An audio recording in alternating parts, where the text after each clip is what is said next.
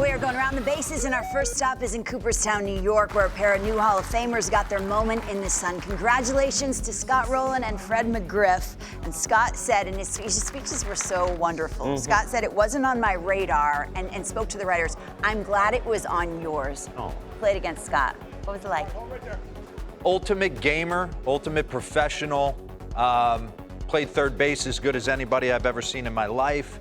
Actually, would ask him a ton of questions defensively. He said, Billy, I don't know, he said he used to almost pigeon toe his feet a little bit at third base to kind of clear his hips to make plays left or right. It was something I took from him. Just both of these guys are exactly what you want in a ball player. Fred McGriff the same, so. And I loved Scott Rowland giving his dad that kind of commitment with his dad. Crime Dog was... What was the saying he said yesterday? Then do that then. Yeah, then do that then. Yeah. It was awesome. The Crime Dog was in your era. I tell you what, I go back, so I'll date myself, because playing in old Exhibition Stadium in Toronto where the Argonauts played football, Fred McGriff to this day still has the farthest home run ball I've ever seen. And it was off Oswaldo Peraza, little split chi, and my man goes, and Eddie's at first base, knows something about hitting home runs. Look at that. Screams when Fred hit it. He runs around second base, and I've seen the video of this. Junior looked at him. My brother never looked at anybody like this. Mickey Tettleton was the catcher when he crossed home plate. And Fred started walking back to the dugout, and Mick said something to him. And to this day, when I see Fred McGriff, I start, and he goes, I know, Oswaldo Peraza. He said, you've told it to me enough. But Fred, the Crime Dog, this man just hit homers. And when he stepped in the batter's box, you paid attention when you were playing defense. And I think, to me, that's what a Hall of Famer is. You pay attention more to those guys. It took way too long for him to get in. I think so. Bring up this board real quick, just to kind of do justice for Fred McGriff. We all think Freddie Freeman's on the Hall of Fame highway. Yep. First 14 seasons, look at the bombs Fred McGriff hit. I mean, pretty spot on, both of them. Yeah, and I mean, look at... Unbelievable. His peak came just before the steroid era, so then his numbers got kind of dwarfed and almost forgotten in a sense, and it wasn't fair. And I think, correct me if I'm wrong, he finished McGriff like 7 homers shy of 94 5. strike. And that's right. He was involved, of obviously, in the 1994 strike. So congratulations to both of those gentlemen for their spot at the Baseball Hall of Fame. Meantime, the Baltimore Orioles, congratulations to them. They take 3 of 4 from the Tampa Bay Rays. Bill, it felt like a playoff atmosphere there in St. Petersburg. 2 good teams, and the Orioles, what statement, if any, did they make? Well, they're real. That's the statement they made. Look, when you go down into the Trop and win 3 out of 4, it's a big home field advantage for teams. Now, they're not playing quite the way they were at the start of the season, but who would have thought after that start that the Rays had, the Orioles would be sitting there 2 games clear of them when you're looking at that situation. So I think it's a big statement, because just 2 years ago, I think they went 1-18 against the Tampa Bay Rays. Yes. And now they went down there and just won 3 out of 4 in the Trop, and they said, okay, this might be ours to just run away with. Run away was a hard word. This might be ours just to stay. They completely believe now. Yes, they do. Especially when you have that absolute mutant in the 9th inning. 2 of them. I saw him in spring training. He's really, gigantic. he's unhittable right now. I mean, he's north of 100 miles an hour with the split, the whole skit. And I'm gonna say something. I'm got a man. Get after I got a new crush. Gunnar Henderson. Yeah. Gunnar Henderson's the real deal. I think there's a line for that. Right? 0.52 ERA for Bautista over his last 30 games. Did you think they were going to be? How close to this did you think the Orioles? No, I didn't. Bold see at the deadline. How close, though? Elite. I definitely saw another step forward. Yeah, you did. Just natural progression, but they're elite. And I thought the best thing this weekend was Grayson Rodriguez.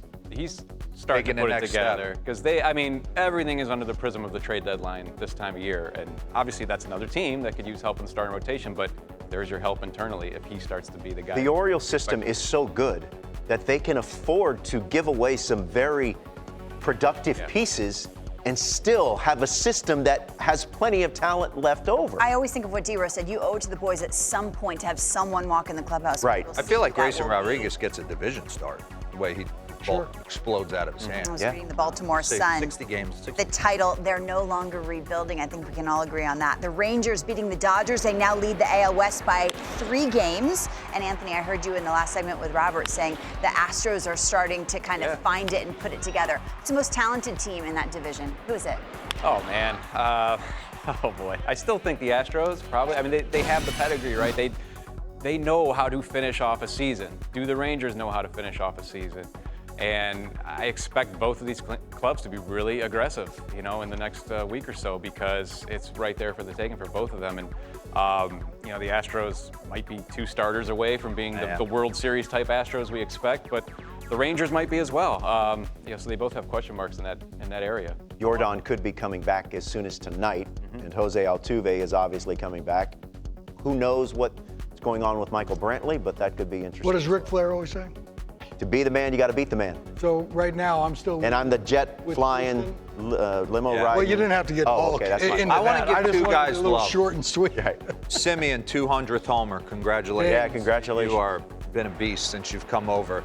And I know we're talking about the trade deadline.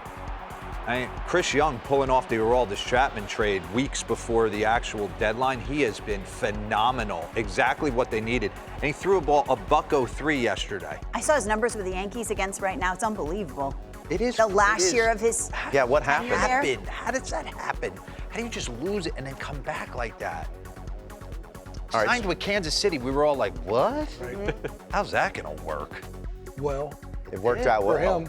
For him. All right. Speaking of the Texas Rangers, our good friend Joel Sherman, in one of his columns in the New York Post, had an interesting element, little blurb, if you will, that people around the game, outside officials, think that the Rangers would be players in the Ohtani market if Ohtani was made available for trade. Now, Anthony, I'm not sure that Ohtani's going to be made available for trade because the Angels are playing better. They are in the playoff mix. You can't trade him right now. Yeah, I don't want to step on anybody's clickbait because there's a lot of that out there right now. By the way, including to MLB.com. a division rival. Yeah. Well, the thing about that is then you're hurting that division rival in years forward if they're just That's also emptying true. the cachet of prospects. But they've won 6 of 8. They're 4 games back of wild card spot. They traded for Mike Moustakas. They traded for Eduardo Escobar. You think they're all of a sudden going to say, never mind. Yeah. They got Mike Trout coming back in September. So I just think they're going to keep him and take their chances. And listen, ownership when they unveiled the All-Star logo, because the All-Star game will be held in Arlington next year, ownership said, look, we're going to make everything in our power so that Bruce Bochy is managing the American League All-Star game for the American League next season, which obviously if that happens, it's because he's either won the World Series or they've made it to the World Series, Bill Ripken. Is there something else in their power they could do? I just don't see Ohtani moving.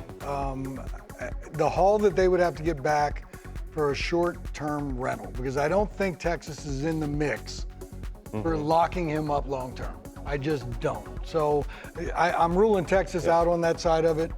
Not saying he's not going to move somewhere, but I just can't see it. They're 4 games back. You're with the Angels. You're trying to make this push. You've got the best player in the game right now on your team.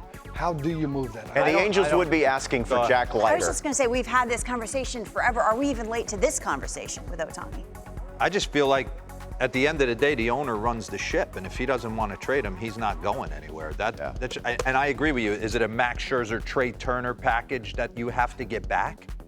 And who's got the ability to do that? I feel like Juan Soto, that was the template last year. I was sitting there last night kind of going through it. I think the Cubs make a monster run at him in the offseason. I think it makes a ton of sense with Seiya Suzuki, him being that franchise player. Yeah. Spring training still in Arizona because he likes the West Coast. I think they could be in.